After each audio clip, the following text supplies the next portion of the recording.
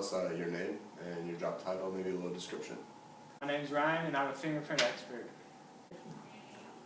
Okay, Ryan. Go ahead and tell us about your job and the education that you got in order to get there. Well, Mr. Joseph, I am what some people call a big deal. I take pictures of the evidence, I operate lab equipment, and I testify in court. I graduated top of my class at Baylor University. I majored in forensic chemistries as well as forensic science and technology. Okay, so go ahead and tell us about the skills you need in order to perform this job and the things you like about it, what you don't like, you know, pros and cons. I'm a great writer. I have to write a lot for this job, fill out reports, do all that kind of stuff, make sure I have to double check and reread it again. I have to make sure my grammar's on point. So writing's a really significant part in this job that I have, and it's really important to the people around me.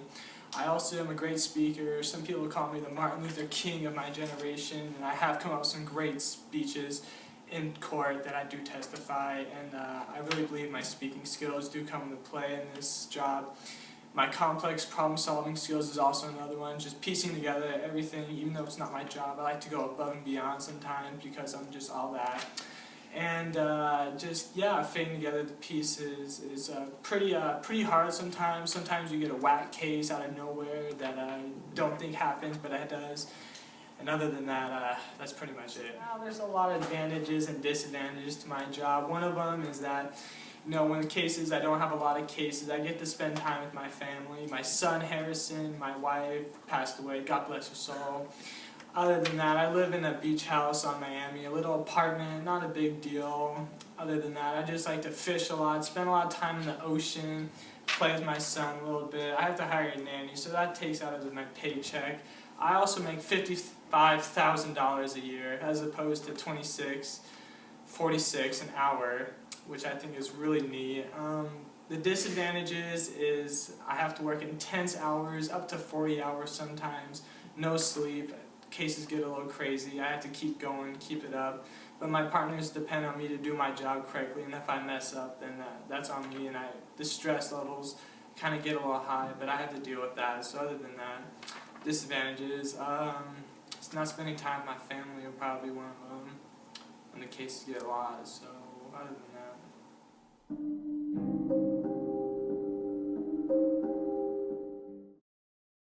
Okay, cool. So we have here in my laboratory, we have files, and in the Elizabeth Doyle case, we found a fingerprint that was matching on the bank statements when she stole $31,000 out of the banks. Now see, we have a couple matches here on the top part of the fingerprint, but that's normal.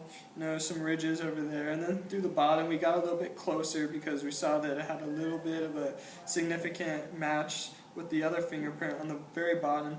But how we really got her is right here in the vortex of the swirly, twirly fingerprint. That's where we got her, because we see this arc right here goes inside as well as this one, and that's how we knew it, because none of the other suspect fingerprints had that. And in this case, that is how we solved the Mary Doyle case, who stole $31,000 from a ghost woman.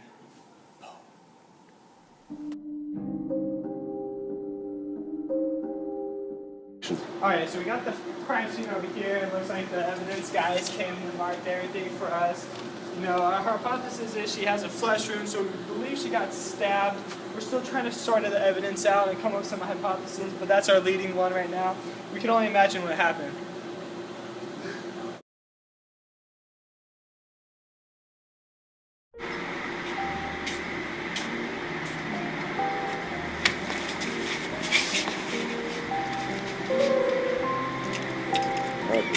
After I investigated the crime scene, I found this little smudge right here, and this baby's gonna lead us to the killer.